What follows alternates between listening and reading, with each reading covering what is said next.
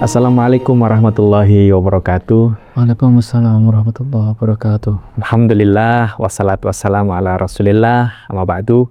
Kaum muslimin, pemirsa sekalian yang dirahmati oleh Allah Subhanahu wa Ta'ala. Berjumpa kembali dalam program Quran Maps, navigasi hidup berbasis wahyu bersama Ustaz Talimi Mukhtar, penerjemah kitab At-Tafsirul Hadits. Pada kali ini kita masuk dalam sesi Al-Quran dan hari akhir atau Al-Quran dan kehidupan akhirat. Ustaz, Al-Quran memiliki bahasa atau gaya khas dalam berbicara tentang hari akhir, surga dan neraka. Misalnya di satu sisi bahwa surga dan neraka itu tidak pernah terbetik, tidak pernah terlihat, tetapi Al-Quran menggunakan bahasa-bahasa yang dengan mudah bisa memahamkan kita. Nah, bagaimana Syekh Muhammad Izzad Darwazah membahas tentang hal ini? Baik. Bismillah, alhamdulillah, kaum muslimin yang dirahmati Allah Subhanahu wa Ta'ala. Salah satu hal yang sangat sering ya memang diungkapkan dalam Al-Quran itu memang tentang kehidupan akhirat ya, dan dalam banyak hadis gitu ya juga diungkapkan gitu ya, man kana yu'minu billahi wal yaumil akhir ya. Nah, jadi setelah beriman pada Allah itu beriman kepada hari akhir, karena memang hari akhir itu ya bagaimanapun juga menjadi, kalau di bagian lain dari Syekh Darwazah ya nanti di tafsirnya, menjadi satu-satunya hal yang paling mampu untuk mencegah manusia itu dari berbuat jahat gitu ya, atau juga termotivasi berbuat baik itu kalau ada suatu kondisi di mana itu mutlak akan pasti dibalas dengan adil, kejahatan-kejahatan maupun juga kebaikan. Selama kalau di dalam kehidupan dunia itu manusia masih ada peluang untuk menghindar atau mungkin juga ngakali hukum, maka motivasi untuk berbuat bisa jadi akan menurun ya. Nah, Quran itu ketika menggambarkan kehidupan akhirat ya, salah satu hal yang paling mencolok itu kan tentang neraka dan surga dan neraka itu. Kenapa gitu ya? Di satu sisi Rasulullah menyatakan bahwa surga itu tidak pernah terlintas di pikiran manusia, tidak pernah dilihat oleh mata, tidak pernah didengar oleh telinga gitu ya.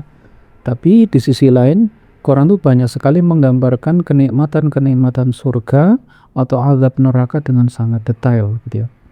Jadi kaum muslimin dirahmati Allah Subhanahu wa Ta'ala, bahasa yang digunakan Al-Quran itu adalah takrib ya, untuk mendekatkan pemahaman. Kenapa? Karena memang kan ini sesuatu yang gaib ya, yang bahkan tidak pernah terlintas di pikiran manusia, yang jadi justru akan menjadi persoalan itu ya, gimana memahamkan sesuatu yang bahkan tidak pernah terlintas di pikiran gitu ya. Kan Rasul mengatakan itu kan, ma la ainun ra'at wa la udhunun sami'at wa la khatara fi qalbil bashar. Oleh karenanya apa yang digunakan Al-Quran itu ketika menggambarkan surga, digambarkan tentang di situ ada kebun-kebun yang sangat rindang, sangat sejuk, ada sungai yang mengalir di bawahnya, ada buah-buahan yang lebat yang bahkan tidak kenal musim terus menerus.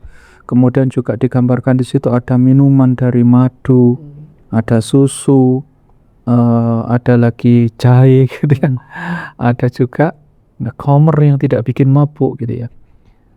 Sebaliknya ketika menggambarkan neraka, digambarkan di situ api yang sangat panas yang ketika menyentuh fisik itu akan tidak menyisakan ya, bahkan membakarnya itu, kalau kita membakar di dunia ini kan masih ada abu gitu ya, ada bara.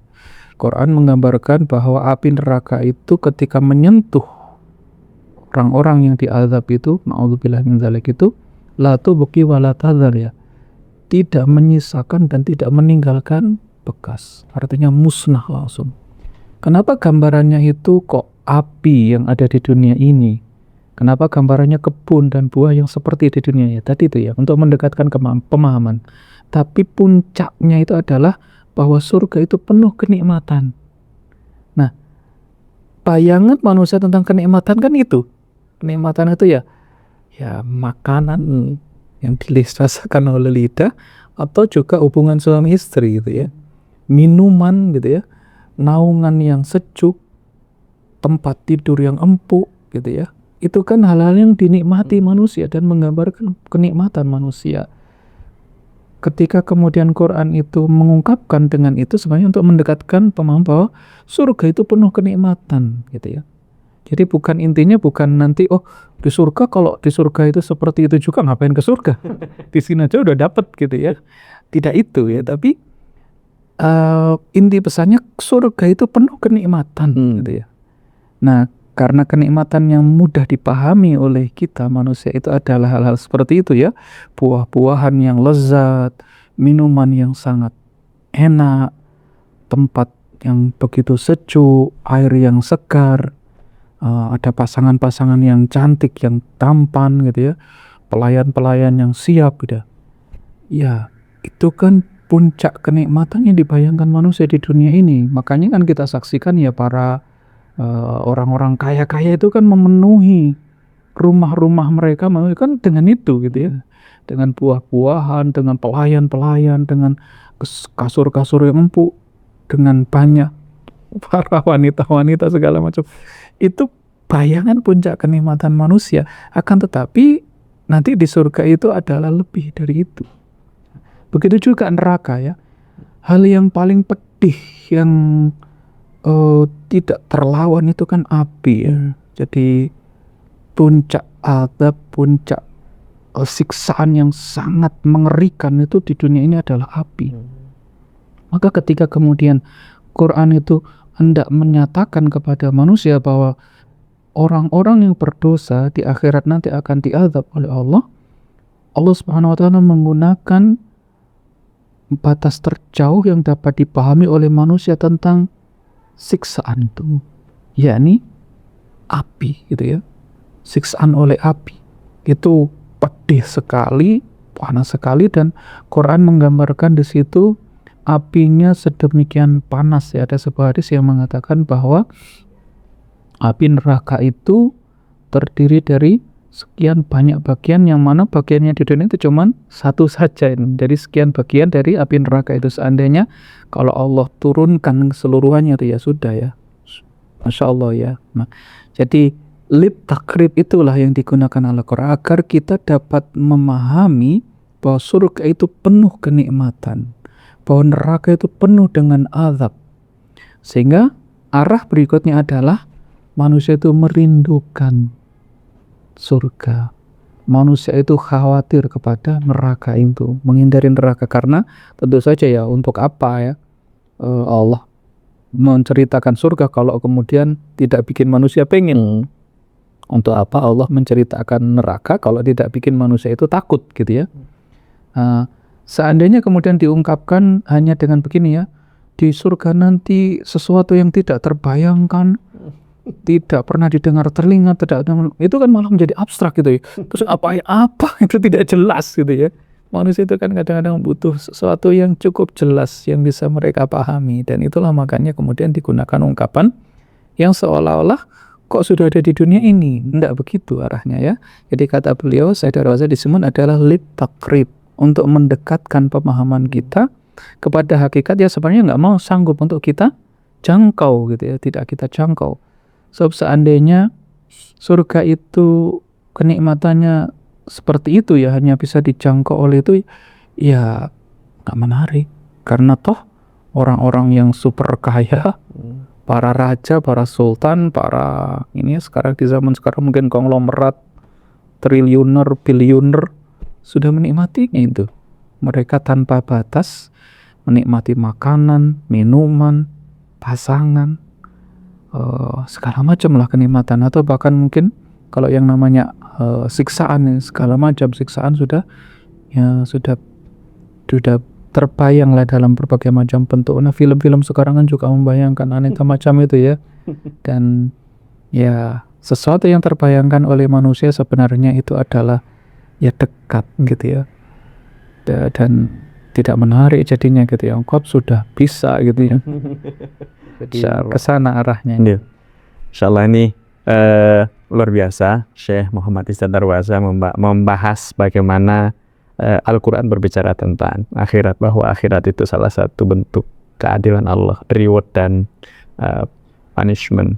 Walaupun kemudian di satu sisi bahwa secara ideal bahwa surga dan neraka itu sesuatu yang tidak bisa dibayangkan, menunjukkan kebesaran Allah, tetapi rahman dan rahimnya Allah kepada manusia, bahwa Al-Quran ini turun untuk manusia, untuk memahamkan dengan bahasa-bahasa yang sangat-sangat dekat dengan manusia, sehingga muncul kerinduan sekaligus muncul ketakutan. Termasuk ini aja, termasuk kayak hisab gitu kan, perhitungan amal, mizan itu juga digambarkan seperti forum pengadilan gitu ini kan.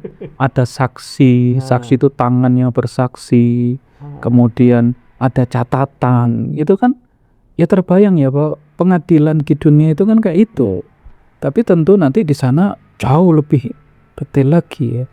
Jadi arahnya tidak seperti hanya pengadilan di dunia ini ya kan. Makanya kan di dunia ini kan pengadilan itu ada bukti, ada saksi, ada hakim gitu ya. Di sana ya digambarkan begitu. Timbangan amal digambarkan seperti yang kita pahami dari proses pengadilan di dunia ini ya. Insyaallah.